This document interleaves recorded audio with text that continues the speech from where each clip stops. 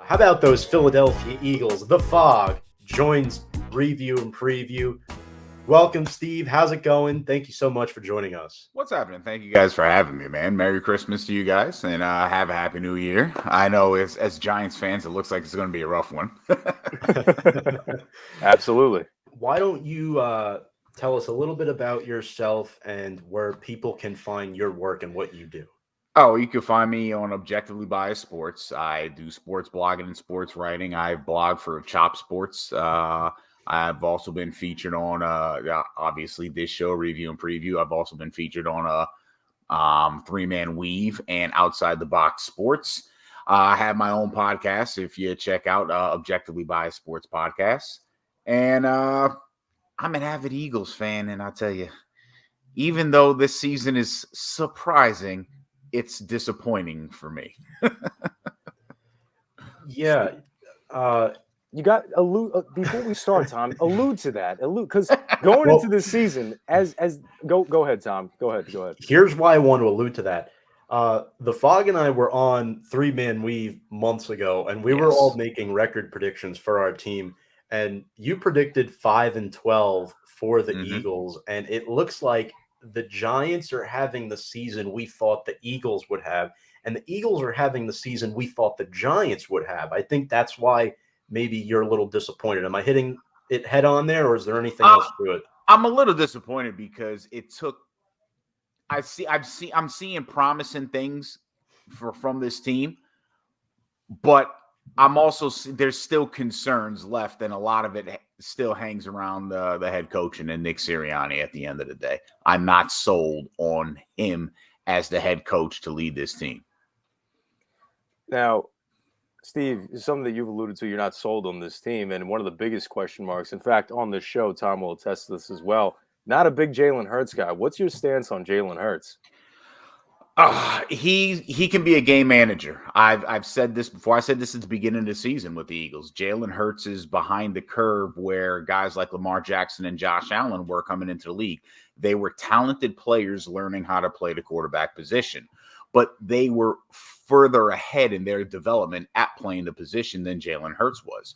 So, that was a huge knock. This is a guy that needs proper coaching up and development at the quarterback position.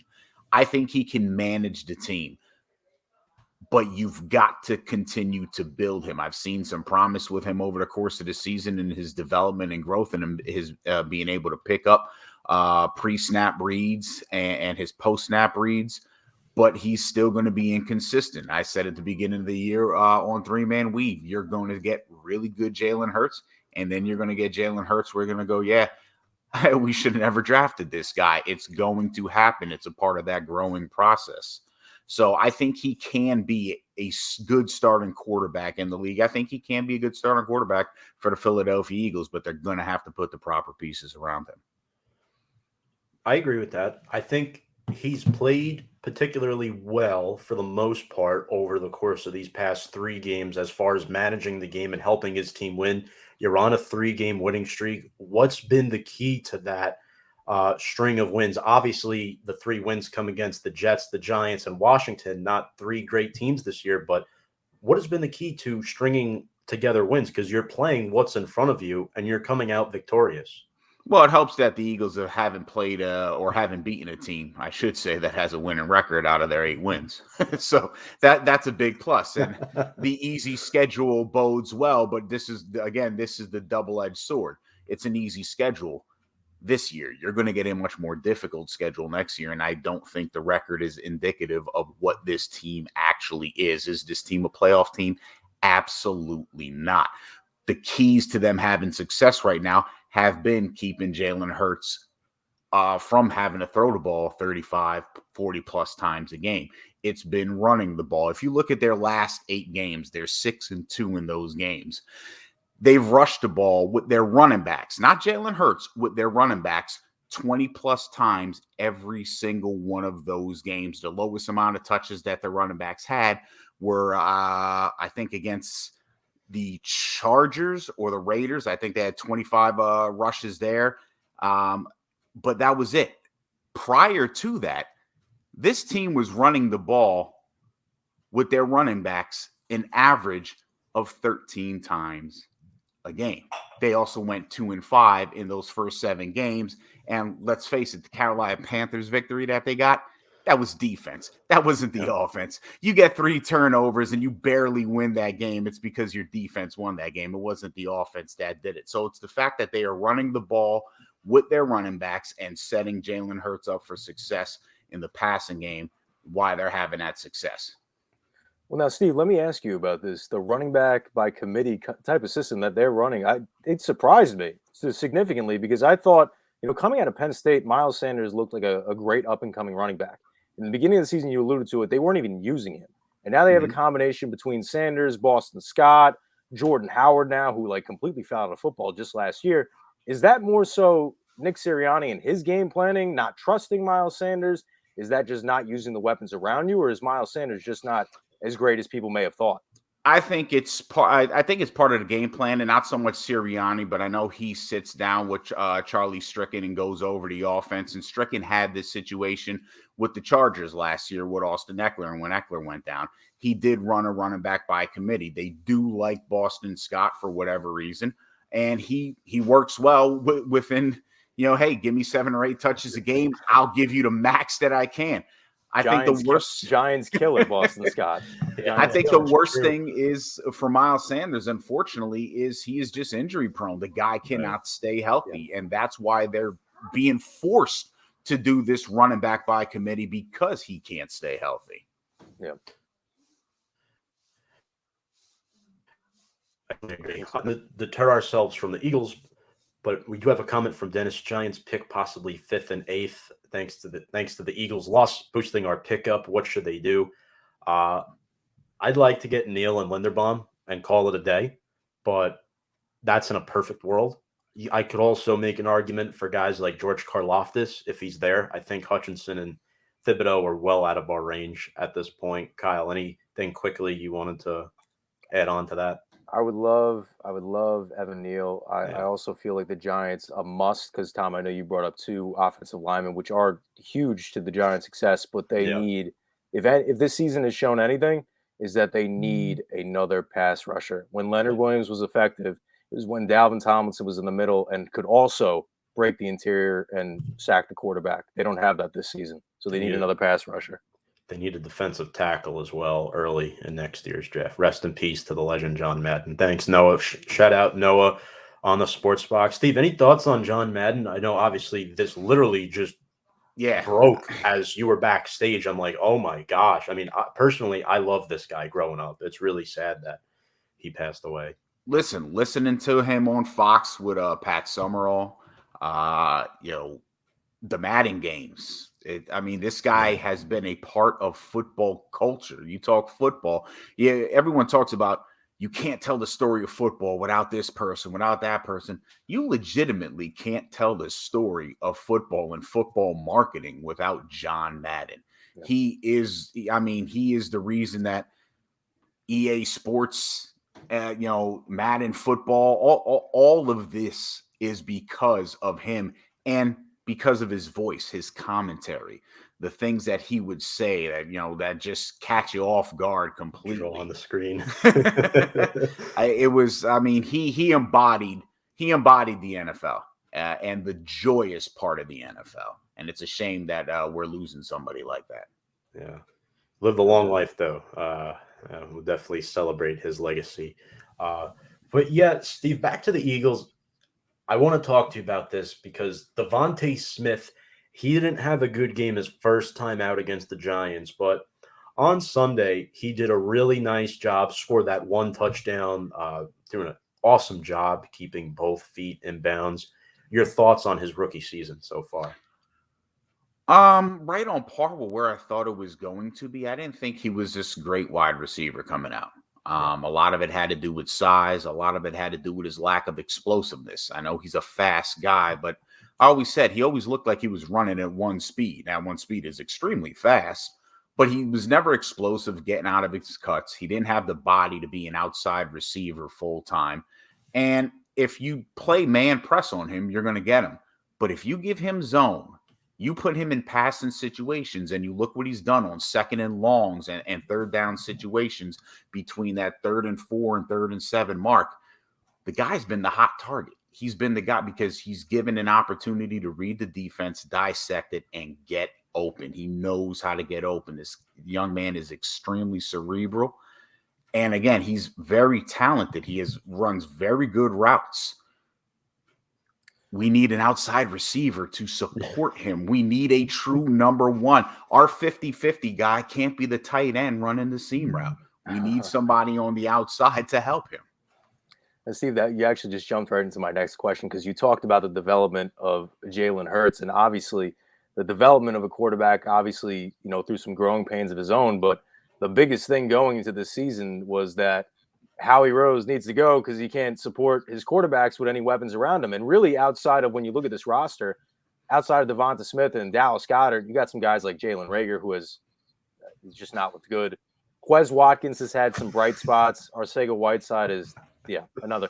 But my point being is that you're looking for an outside receiver. I don't really think that there's any of those guys in this draft class this year that could really support that system and the Eagles flourishing. So is it going to have to be more so of just learning, going through with the pains and punches of just growing with these weapons that they already have? Even a guy like Greg Ward, who was huge last season, they don't even use him anymore. Unfortunately, yeah, that's what it's going to be like. Because like you said, you don't really have any great wide receivers, number one guys that jump out and pop at you right now. I don't know. I haven't had an opportunity to look at free agency, what could potentially be out there for them to grab. But yeah, unfortunately, they're going to have to create a game plan similar to what they've done this year in order to, again, just moving Devonta Smith all over the field. He's going to have to be moved in the slot, moved in at the outside position. Hopefully you're going off of zone reads and not putting him in man-man situations where he's going to get jammed up, especially in red zone areas where you've got him on a short field and Jalen Ramsey can man him up and he's not going anywhere. You're not going to get the ball to him. So they're going to have to really they're going to have to get creative with the game plan the next year. If they can't find somebody or somebody just doesn't come out of the woodworks and, hey, we all of a sudden have an outside wide receiver, they're going to have to get creative with the game plan. And unfortunately, they're probably going to have to do it without Miles Sanders because you can't keep, this is the definition of insanity. You can't keep running into the brick wall and expecting the same result. You've got to get creative. You got to go outside the box. And Miles Sanders is not going to be the running back for the Eagles in the future because he can't stay healthy. Yeah. Wow. I might have to clip that one off. I really like that comment because I'm also in a similar mindset right now with Saquon Barkley. I don't know if he should be here long term. I think it would be silly to give him the bag, but you bring up a lot of good points, and we do have a couple comments for you here. This first one from Dennis. The defenses have evolved and gotten so quick, the wide receiver position has also evolved. So many blown coverage touchdowns, and some of these routes are just sick. Cooper Kupp is making great players look ridiculous. You talked about Devonta Smith and his route running, and I'll unpin that there, but I mean, how crazy is that? Like this game is just evolving where you have to be super fast now. And Smith, I think he's pretty good with his speed, but his route running is really what separated him from the pack at Alabama. Yeah, it has. And again, he'll continue to grow as the quarterback and as the game planning continues to grow as well. It's gonna help them, but he's going to garner number one coverage. And there's going to be teams that it's just not going to work. And you're going to have to go somewhere else. You're going to have to go to Jalen Reagor. Yeah. You're going to have to go to Quez Watkins. And are you going to be able to rely on them with a quarterback, again, who is learning to play the quarterback position and is growing in that position? Think how crazy that is. He's learning to play the position at the highest point in football. Yeah. Steve, we talked a lot about the offense and what the Eagles have had to offer this season, but somewhat of a surprise, I would say, at least in my personal opinion, the defense and what they've been able to accomplish this year. A guy in Javon Hargrave having 7.5 sacks this year. Talk about it, how impressive this defensive front has been this year, in your personal opinion.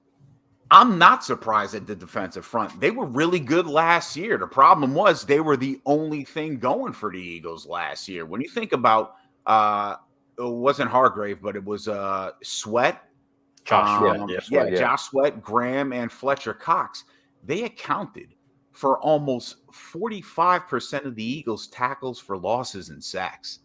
That's ridiculous. Hargrave has stepped up and grown into that position, and they've got the secondary coming back and looking better. So the overall defensively, I'm not shocked at how this the front seven is performed. I think they could get better at linebacker.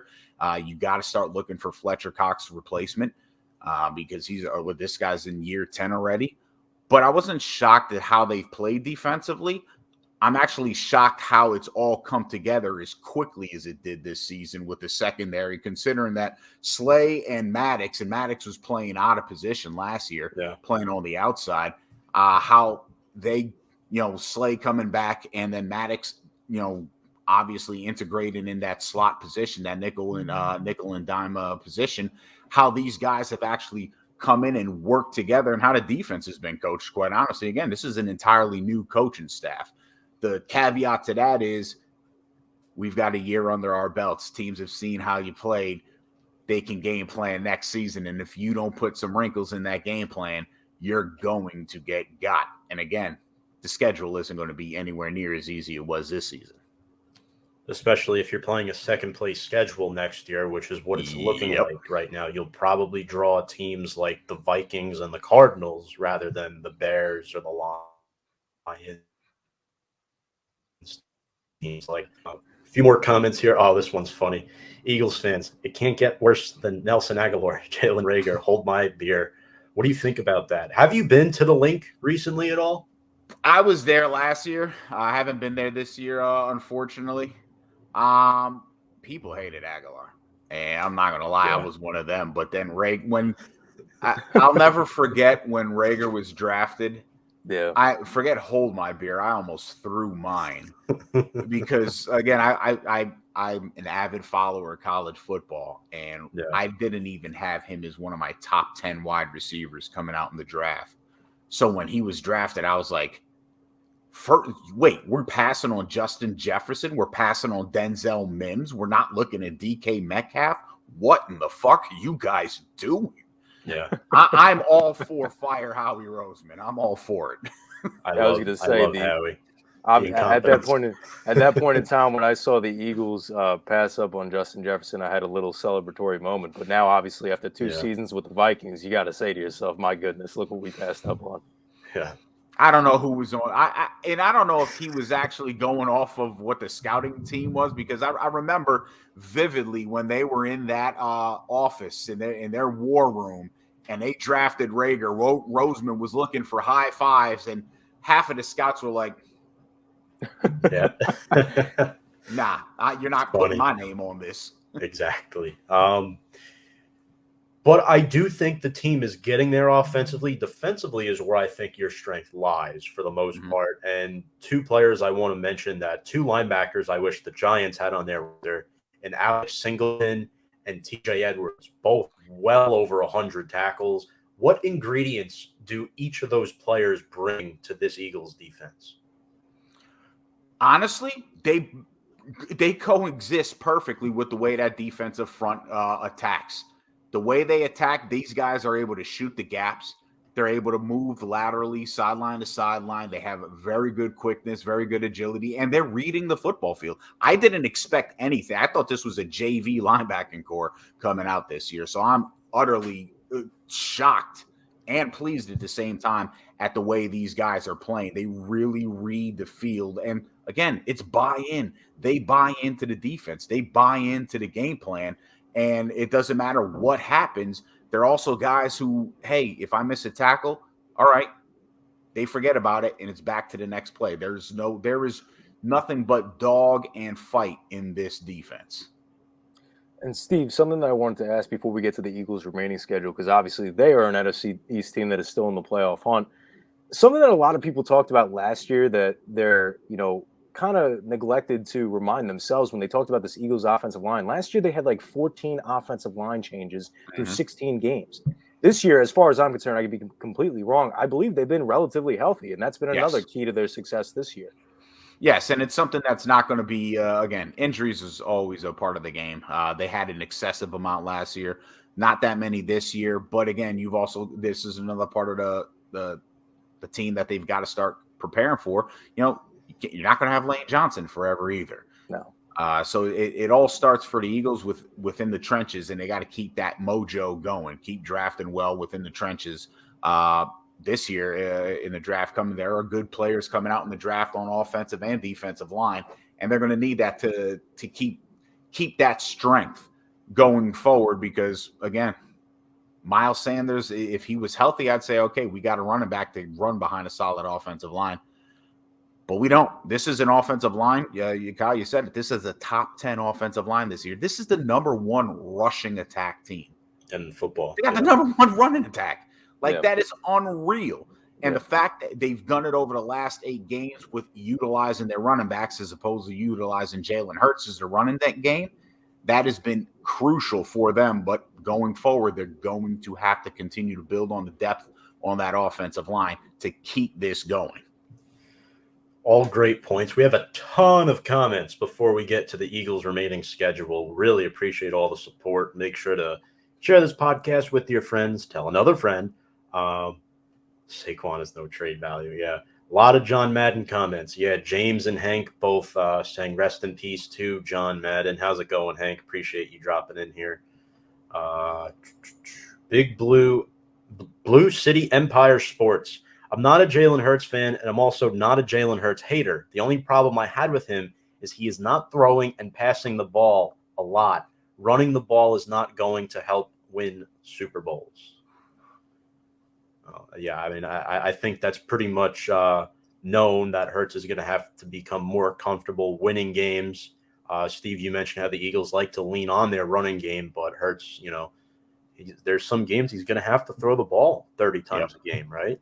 So unfortunately, and it's kind of the situation where it's going to be hit or miss. Like I said, if this team makes the playoffs, you're not playing pansies anymore. You're not playing. It's playoff football is a completely different type of football, and it's going to suck because Jalen Hurts, if they make the playoffs, is going to wind up making a bad play or two, and that beautiful Eagles faithful is gonna hold him to the fire. Like, yep, he's got to go, and it's like, no, you actually have to understand and know what you have and why it's going to go that way. Speaking of the Eagles faithful, your fellow Eagles fans saying horrible pickup on Rager that was, but hey, Vikings still finding ways to stay out of the playoffs. True. Their schedule is much tougher. I will say that. Giant fans have to be sick of seeing Flowers succeed in Washington. They moved him into guard. Why couldn't the Giants figure that out? The same reason why we haven't figured out really anybody, Dennis. The same reason. This is a great question. I'd like to know the answer too. Oh boy. Yeah, I don't know what to say about that. Hill in the comments section. What up, y'all? What's up, Hill? Good friend of ours from the 3-Man Weave. Make sure to go check them out at the 3-Man Weave podcast on YouTube, Facebook, Twitter. They're on Instagram as well at 3-Man Weave. Daniel Bakley, big Landon Dickerson fan. Some toughness to the line. Potentially taking over for Kelsey at center, who is the ageless wonder. Interesting. I like that comment. Question for all. Who do you think goes number 1 overall? Don't think there's a clear number 1 like in the past years. I think it's got to be Hutchinson, right? It's got to be. I think at the beginning of the year was Kayvon Thibodeau and nobody else, but Hutchinson, the way he played at Michigan, and then obviously anything that he does in the playoff now is just going to add to his value. So I think it's a clear favorite of Hutchinson, really, to be honest with you. Yeah, I agree with that. Hutchinson going number 1. Yeah, I mean, I could still see what's his name? Thibodeau still going. Yeah. I could still see him going. Again, it's not like he got hurt, but I mean, Jesus, he was still he was a one-man wrecking crew. Exactly. You think about it. So I could still see him going number one. But yeah, it'd be either him or Hutchinson. I don't think there's anyone else that could possibly pop up number one. Will Anderson is no slouch. Yeah, he's a great linebacker. I like him a lot. Definitely a top 15 guy. Definitely, yeah. I think Anderson could definitely be a top 15 guy. Could also rush the passer as well. But yeah, so Steve, we're looking at the Eagles' remaining schedule. Washington, Dallas. Do they win out? Do you think the Eagles get in? Because right now the schedule is looking somewhat favorable, especially if Dallas sits their starters in Week 18, which is left to be seen. Unfortunately, I think the Eagles are going to make the playoffs. Unfortunately, okay. Unfortunately, again because those first round picks go higher and higher. I mean, more toward the back end right now. So it's like I'm not a fan of that. We're dropping back with the picks, but again, this is fool's gold. This is how can I play this one out? Remember the Jets? It's kind of like when the Giants in 2016 went 11-5. The Jets, when the Jets turned around and they almost made the playoffs, and they had I think Ryan Fitzpatrick was the quarterback. Three interceptions in the fourth quarter to bust and everybody was like, "This team is going to be great." And I'm like, "No, they're not. No, this team is not going to be above 500 next year." And I had Jet fans trying to crucify me, like, "No, you're crazy. You're a Jets hater." How can I be a Jets hater? I'm an Eagles fan. I can't hate the Jets. And I said the reason being is that they're going all in, and they don't have a good quarterback. They had a soft schedule. They brought in already aged and in the twilight of his career, Matt Forte, right? They had Eric Decker, who was only relevant because of Peyton Manning. I mean, when you look at that team, it's not constituted the same way Philadelphia's is, but Philadelphia has a great young core of players who are learning to put it together with a young coaching staff, brand new coaching staff, completely learning to put it together, had a very easy schedule. This was like a very long preseason for them, the way you've seen them try to figure it out from the start of the season to the halfway point to now where they are right now. Yes, they're playing Washington, who looks like they gave up on football after that debacle against Dallas. Then they beat them. Dallas, realistically, depending on positioning, where they're going to be seated, you're right, Tom, they may sit their starters after the first half. The Eagles can actually win these two games, get in, and then get bodied in round one of the playoffs. I love that analysis. Very, very in-depth. And they could clinch this upcoming week. If Minnesota loses and if the Saints lose and the Eagles win, that's it. That's it. I don't know what San Francisco's situation is. I don't know if you could potentially leap them. I still think that's possible, right? Because, Kyle, don't they have the same record? Yeah, because they just lost to the Titans, right, on Monday? Yeah. Or Thursday, I mean. So, yeah. Yeah. Well, 49ers got the Texans this week, so I'm sure, although the Texans have surprised a lot of people this year, I think David Culley's done a good job with that team, beating the Chargers, who are all of a sudden imploding. Yeah, as that's Dennis an says. understatement. Yeah. And Miami currently holds the 7th seed in the AFC. I mean, what a job they've done. But Vikings play the Packers. Daniel's right. Yeah, I mean, look, I think Philly's getting in. And I hate to say that. I made a guarantee at the beginning of the season the Vikings are making the playoffs. Just watch. And they go in and they beat Green Bay. They almost beat the Rams, but they lost to Detroit. They don't know how to finish football games, right? That's why they're not going to make the playoffs. If they knew how to finish, they'd be in because talent-wise, I think they're a playoff team. I really do. Their defense has improved. Their receivers are solid. They're top 3. And then you have Dalvin Cook and Alexander Madison, who could start on maybe 10 to 12 rosters in this league. They're a good football team. And Justin Jefferson makes Kirk Cousins look like a top 10 quarterback. Jefferson is probably already a top 5 wideout in this league. So that's crazy. At least that's how I think. It makes you question Zimmer and what's going on over there because it's not like you don't have the talent and it's not like you haven't been in the position to close it out. How come you haven't closed it out? Yeah. I would say, Tom, you said that the defense has taken a step forward. I mean, really outside of getting to the quarterback, because I believe they lead the league in sacks. I mean, They their do lead the secondary league in has been sacks. pretty bad. It's been pretty bad this year. They've blown some big coverages this year in terms of some big opponents. I know even when we look at, because you talked about blowing games, not looking to close out, Sunday, and Tom, we talked about it before the show even started, against the Rams, you picked off Matthew Stafford 3 times with inside the Rams' 20-yard line, and you just could not capitalize each time you were there. I mean, that's all to do with, how the game plan is planned. And Zimmer's another guy. He's been the coach of this Vikings team for a very, very long time now. And even though he's had some winning seasons, it's got to start to come into question where you got to look at yourself in the mirror and say, this roster is way too talented to be in week 16 now, and they don't have a solidified playoff spot, or they may not even get in because, again, they beat the Green Bay Packers early this year. I don't think Aaron Rodgers lets that happen twice in one season, but we'll see what happens. Yeah. I like Minnesota. I'm a closet Vikings guy, as that Fran Tarkenton Giants connection, Dalvin Cook can't stay healthy. That's another good point.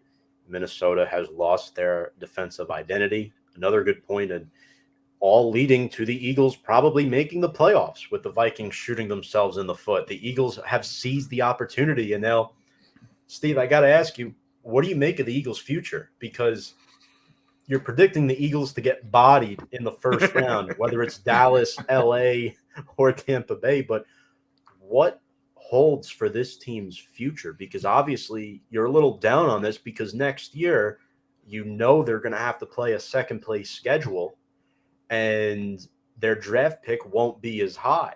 It kind of puts you in a similar situation that you were the draft that you did take, Rager, where they're lurking around that 20 to 22 range where the talent may not be as good.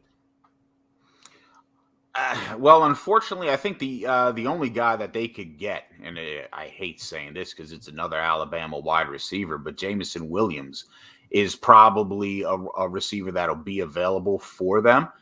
That might be the best value pick that they're going to have to get a wide receiver, at least a top tier wide receiver that could hopefully be a good outside help for the team. But outside of that, again, their futures, it's not going to be a bright future going into next year. They're going to have to make sure they're just retooling that offensive line, getting the depth in the trenches, both on the offensive line and on the defensive line.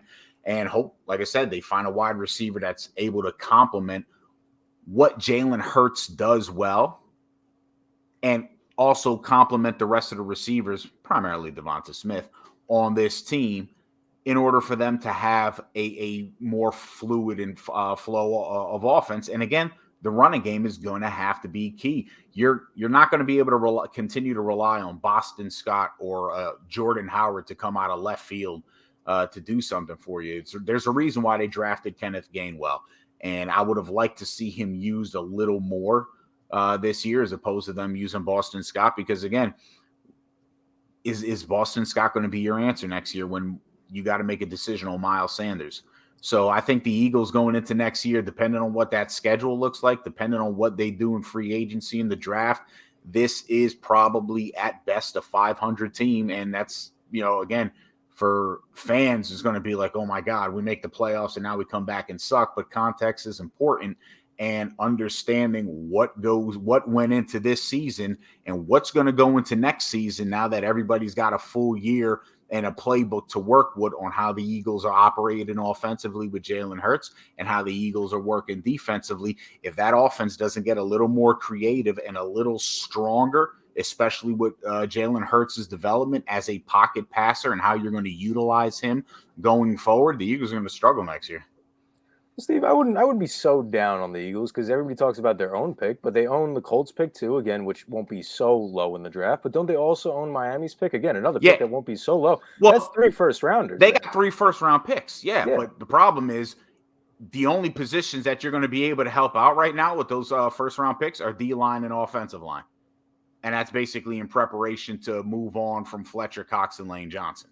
Yeah, I mean, well, there's another receiver that people seem to forget about because he got hurt this year and his season ended shortly. Out of USC, Drake London, he's 6'5". I love him. He got hurt this year, but again, people talk about injury and people might be skittish about him. But Look at last year. Remember the big draft talk last year going into the draft? Jalen Waddle. Oh, he got hurt, and look what he's doing in Miami right now. It didn't seem to matter that much that he got hurt. Well, no, but I also thought Jalen Waddle was the better receiver. Yeah, I thought he was. I thought he was better than Devonta Smith. I thought he was better than Devonta Smith. So I was like, my biggest concern with Waddle was the way he catches the ball, and he's had his fair share of drops this year, which is surprising at how well he's done catching wise. Because there's a lot of videotape I saw of Waddle where he was catching the ball to his body. He wasn't getting his hands out and meeting the ball at its highest point. He was waiting for it to come in and hit his body, and he had a decent amount of drops this year, but he corrected a lot of what he was doing. And again, I felt like Waddle was the better receiver and had the potential to be the better receiver than Devonta Smith coming out. Fog, on that note, I guess, is there anything you want to add here before we wrap this one up? Nah, listen, I appreciate you guys having me. For all my Eagles fans out there, don't go too crazy. Don't get too upset if we make the playoffs and lose. It's not going to be that bad. There's still next year. There's still time. It's a young core of talent.